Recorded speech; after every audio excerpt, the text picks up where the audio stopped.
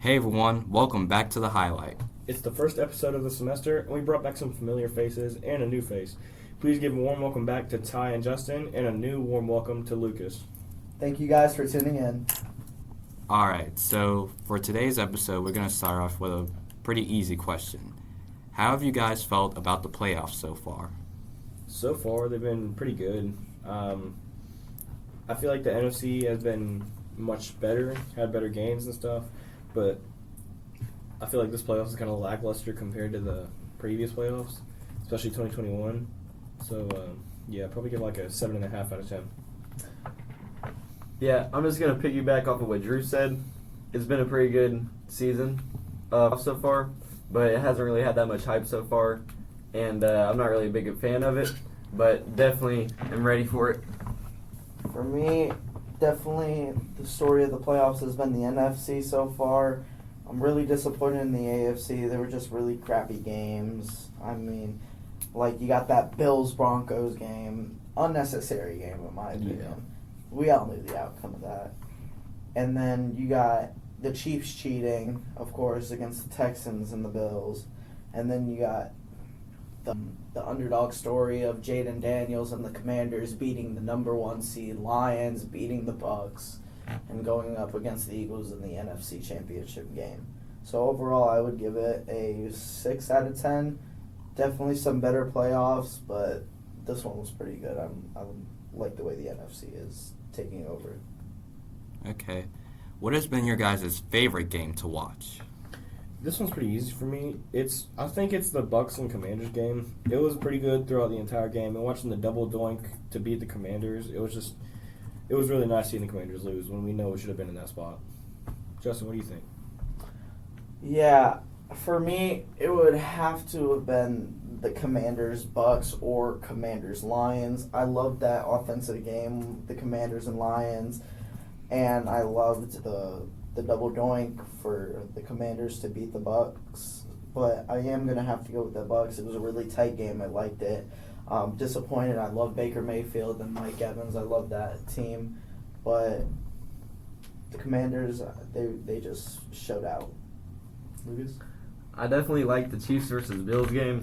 It was very high maintenance. The refs were making a few calls. The crowd was going crazy. Chiefs took it, as always. But in my opinion, I think the refs are always on the Chiefs' sides. But, that's how it happens. Josh Allen put up a good fight. They had a good season. But, it's how the coin flips, I guess. Alright, so what has been the most entertaining game to watch? For entertainment purposely, I would probably go with the Chiefs and Bills. Throughout the entire game, it was pretty good. Bills and Rams was also pretty good with the Mark Andrews drop, but personally, I gotta go with the Chiefs and Bills.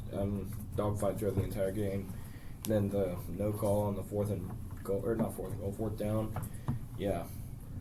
Yeah, I'm same thing with him. Definitely going back to the Bills versus Chiefs game. Crowd was going crazy the whole time. It was like a whole rave party down there. Everybody was fighting for the win and the title. They definitely played a very good game. Refs were making some weird calls. The game was pretty serious throughout, and I definitely was clenching my seat whenever I would watch the game.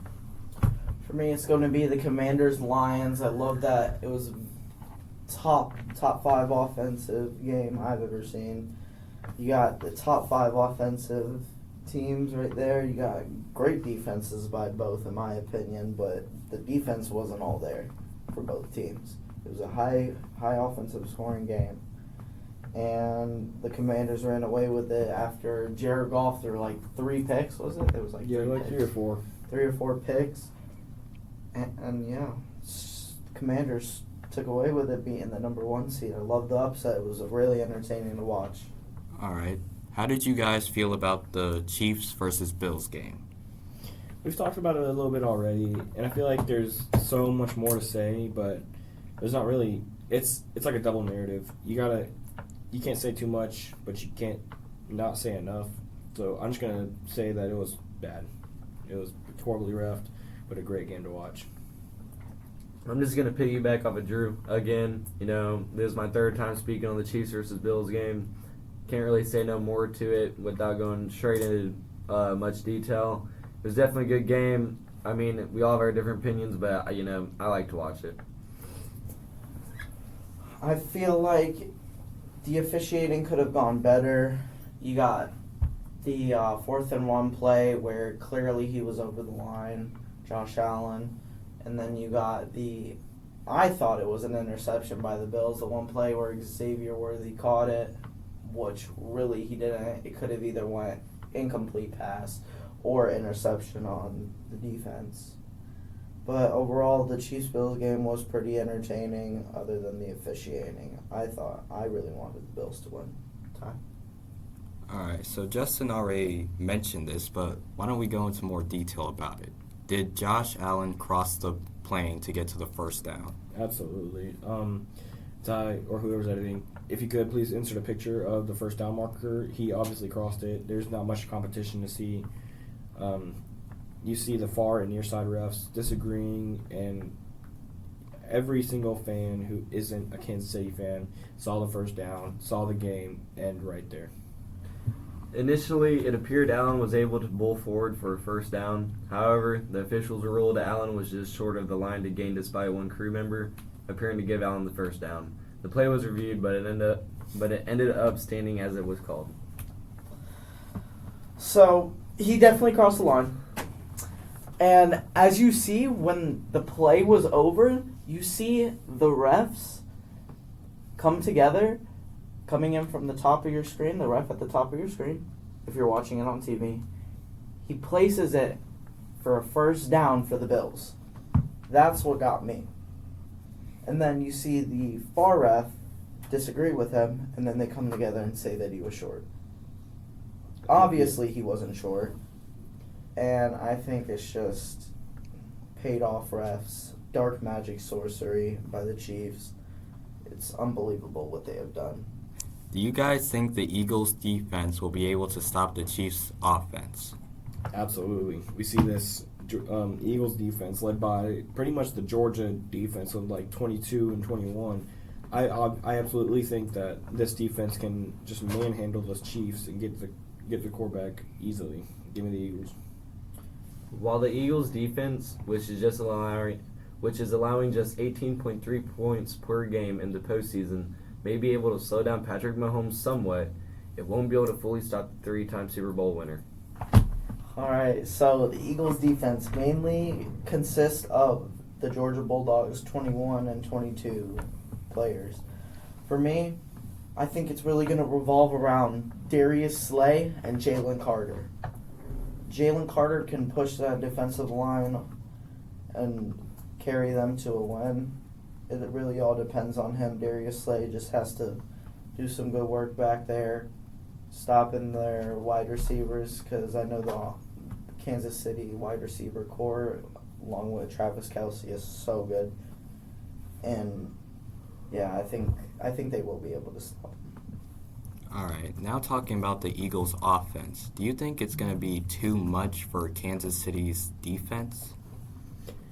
I think the run game will be a little heavy for the Chiefs defense to stop, but if we're talking about the pass game, all the Chiefs have to do is cover the short routes. Yeah, the Eagles can throw a deep ball every time and again, but their offense is based on Saquon Barkley, their offense is based on short routes, and Jalen Hurts doing the tush push. If you can stop those three metrics, the Chiefs win the Super Bowl, but give me the Eagles. I definitely think the Eagles got it. They are ranked number 8 inside of the rank with offense at a 367.2 average yards, whereas the Chiefs rank about 327.6 average yards. So yeah, give me the Eagles.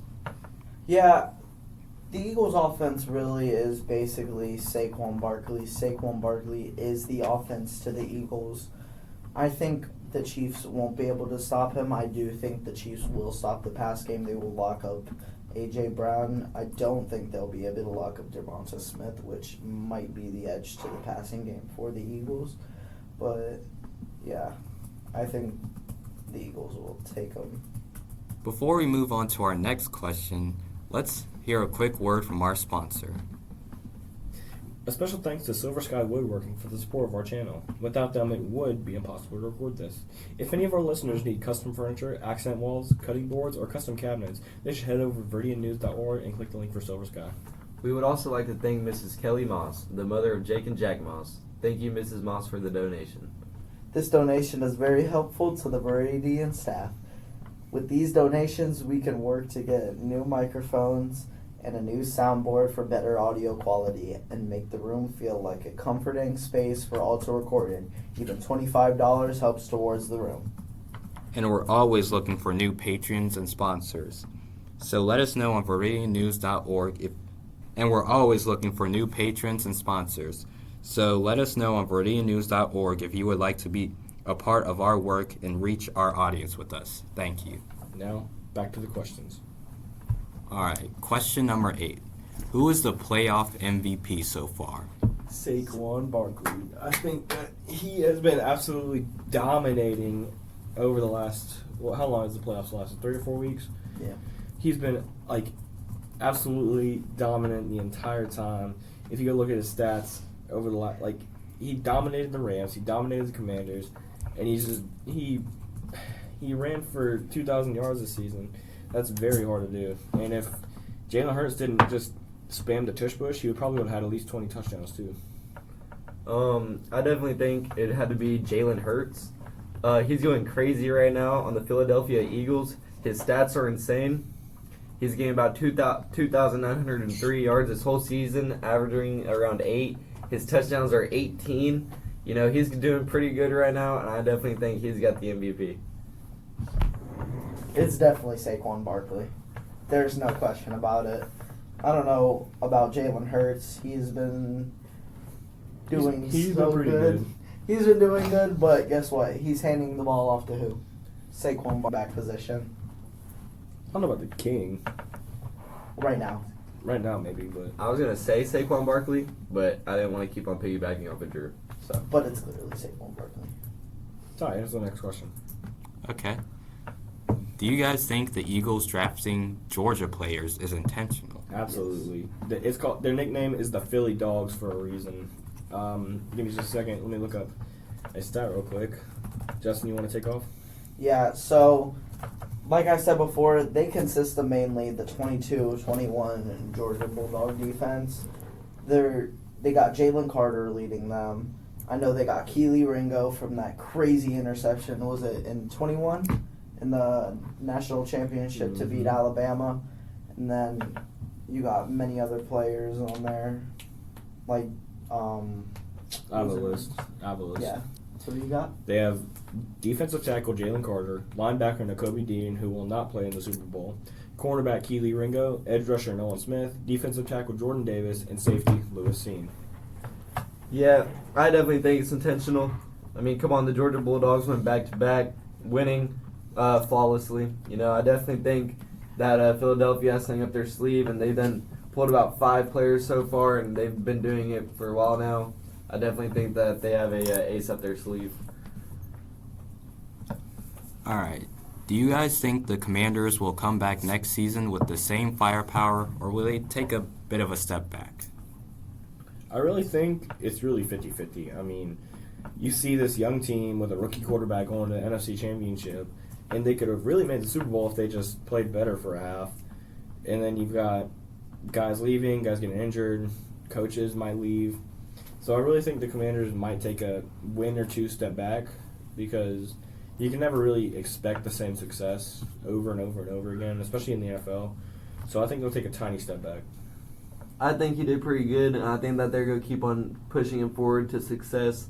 I don't think that they're going to take any step backs. I think they're going to put it in full throttle and just hit the ground running as hard as they can next season. For me, it really all depends on what and who they draft.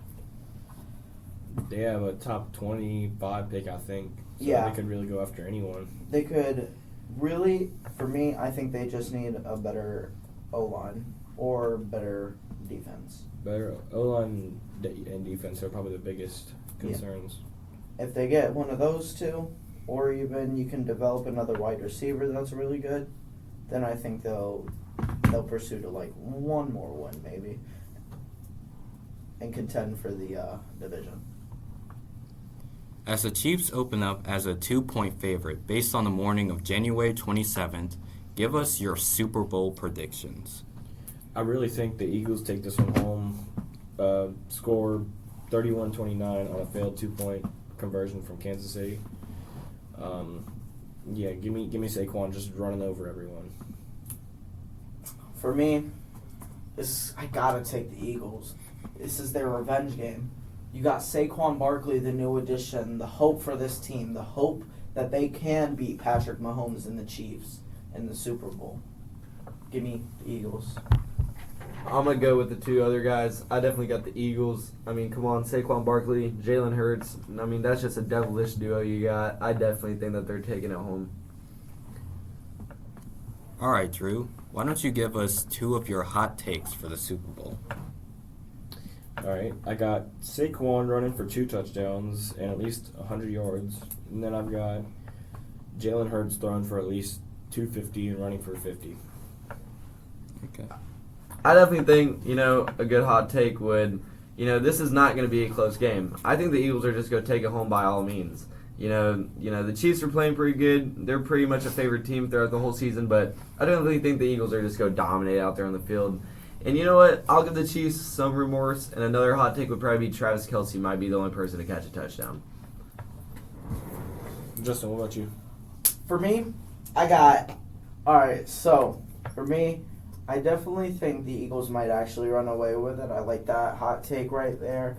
But I will say Devonta Smith definitely takes home at least 1 or 2 touchdowns. Saquon for at least 2 rushing. On Kansas City side, I think they get at least 2 picks. I don't know. Hurts is too accurate. But anything can happen. All right. Why don't you guys give us your Super Bowl MVP predictions? Saquon. Saquon. Definitely Saquon. All right. Ty, can you finish this off real quick?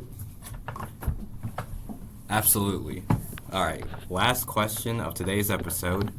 Can you guys give us a few early season hot takes for the next season? Falcons make the playoffs, baby. I'm calling it right now. They're getting the 3 seed. They're going to go win it all, and Michael Penix Jr. is going to win MVP. No hot take there, just pure facts. Alright, yeah, so I'm burning in fire right now with Drew's hot take. It's my home team, but I do not know what that guy just said. The Atlanta Falcons, if I have to remind him, 2018, I'm just going to leave it at that. Justin, what about you? All right, so I'm a little bit biased, Give me Bengals taking the number 1 seed, destroying Patrick Mahomes in every game they play against. AFC Championship game, Bengals versus Chiefs. Bengals win by a field goal, going to the Super Bowl against the Rams, a rematch, and the Bengals will take away with the win. Yeah, Being so Super Bowl champs. I'm at the Earth's core right now between Drew and Justin. I feel like I'm on fire right now. I'm just gonna leave it at that. This is wow. I need ice. All right, Ty, would you like to end us off? Absolutely. Thank you guys for tuning in. We hope you enjoyed episode 18 of The Highlight. This is our first episode back for this semester, and there'll be plenty more to come. Welcome back, and always remember, Stay classy, Walnut Grove.